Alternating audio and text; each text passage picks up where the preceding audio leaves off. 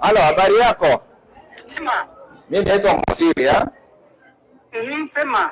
Mimi nimesimamia mazingira ya gatuzi la Nairobi. Okay. Wewe ndio una manage hii choo ya Kenya iko hapa Thika Road? Sisi ndio tuna manage. Hii choo, hizi troli zinawekwa ndani za mayai. Wenyewe si wako hapo, wenyewe ndio wangefaa kuambiwa. Wewe mwenyewe ndio umewaruhusu. Nani amewaruhusu waweke? Hao ndio walituomba. Waliomba waweke? Na wewe ukawakubalia? Tukawakubalia. Hiyo ni haki kweli mbele ya Mungu? Naweka chakula, kitu ya chakula inakaa kwa choo mahali kinyesi iko na hizi. Sunday niliwaongelesha na nikawaambia wazitoe. Juu niliwaambia kuna mtu alikuja na akasema vitu za trolleys zisikuwe zinawekwa hapo. Nilipata ujumbe kutoka kwa mwananchi wa Nairobi ambaye alikuja hapa kwa hii choo ambayo iko Thika Road ya Kenya. Akapata troli za mayai zimejazwa ndani za kuuza mayai, smokies, sausage, kebabs, iko kwa choo ndani. Na hapo awali nilikuwa nimepeana warning, onyo kwa wale wanauza trolleys na mayai na smokies na kebabs na hizo chakula zote kwamba wasiweke kwa choo. Sasa nikasema nimetumiwa picha, wacha niende nijikonfirmie. Na nimekuja kweli nimepata trolley moja ndio iko hapa. Zingine ziko nje zinatekea wamalize kuuza, wazilete hapa ndani. Kwa hivyo wananchi wa Nairobi, unapokula chakula, angalia chakula unakula inatengenezewa wapi? Imewekwa wapi? Hii ni trolley, hii ni urinal. Ukiangalia hapa ni urinal mahali tunaenda haja ndogo, na hapo kando hapa ni choo. Next to it is a toilet. Hapa ndani kuna harufu, kuna inzi. Na hii trolley kuna wale inzi wataingia ndani. Alafu kuna mwananchi atakula hiyo smoky, hiyo kebab. Kuna wale watazikula, alafu watu wanaumwa na tumbo. Wanashindwa walitoa hapo ugonjwa. Kumbe ugonjwa umetoa kwa choo. Serikali kuu na serikali ya county inatumia pesa mingi sana katika kutibu wagonjwa katika hospitali zetu. Leo hii watu wanaumwa tumbo, ulcers, H. pylori, magonjwa mengi za tumbo zinatokana na hizi vyakula tunakula kwa street. And ndio tupunguze gharama ya serikali ya kutibu wagonjwa hospitalini. Lazima tuangalie mazingira yetu. Usafi, tuzingatie usafi. Hapo kando wameweka matunda. Ndizi ziko ndani, matunda zote ziko hapo ndani kwa hiyo choo ingine. Ndizi ziko hapa ndani na fruits. Na hii bado ni choo. Imagine this another choo na kuna uchafu ndani zinawekwa ndani. Mandizi na matunda ambayo inauzwa hapa Thika Road. Alafu tukikuja kuwachukulia hatua, kuna ule anasema tunaharibu haso ya mtu. Tunaharibu kazi ya mtu akiweka uchafu kwa choo. Hata nyinyi wenyewe kila mtu anaumwa tumbo. Watu wako na shida za matumbo. Juu ya chakula tunakula mazingira chafu, inawekwa mahali pa chafu. Watu wazingatie usafi.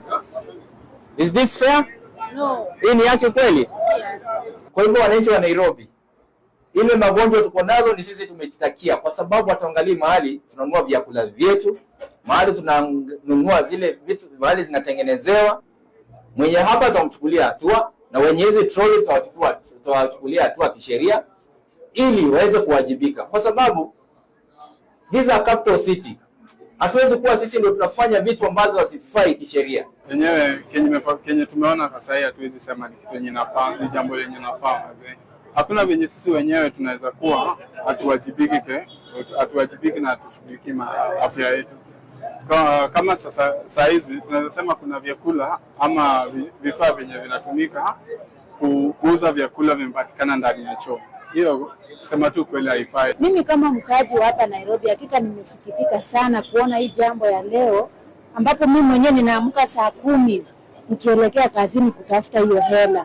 Na hiyo hela ninapotafuta na kuja mahali hapa nikiwa na njaa, nasema acha ninunue hata hii mayai ama smocha ili nipunguzie njaa, nikifika kwa nyumba niweze nikakula. Lakini nimeshangaa sana hii sehemu ya Thika Road ambapo nimefika, nimeshuhudia na macho yangu hii troli ya mayai iko hapa ndani, mahali choo iko, mahali watu wanashughulikia haja yao ndogo ama kubwa, pia matunda kama ndizi. Hakika tunasikitika sana.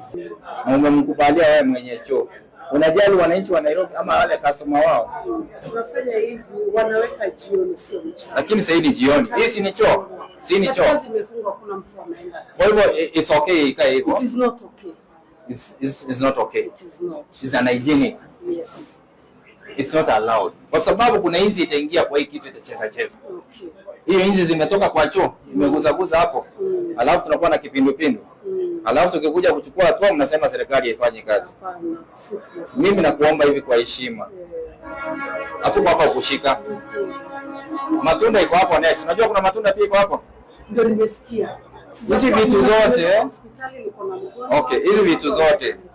Chakula pole kwa hiyo. Pole. Hizi vitu zote zitolewe, wenyewe wachukue, waende wazioshe vizuri kama watataka kutumia, lakini hizi tutachukua kama serikali. Hii ni exhibit yetu tukujia. Hii stoke. Hii stoke hapa tumekujia na gari yetu tuibebe. As our exhibit. Na hizo fruits pia zitoke. Sawa.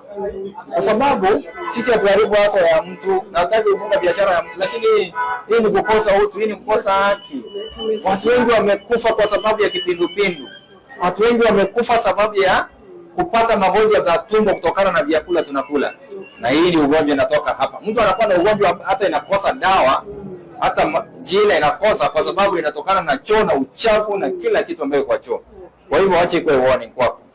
Kesho nitakuja. Kesho nitakuja.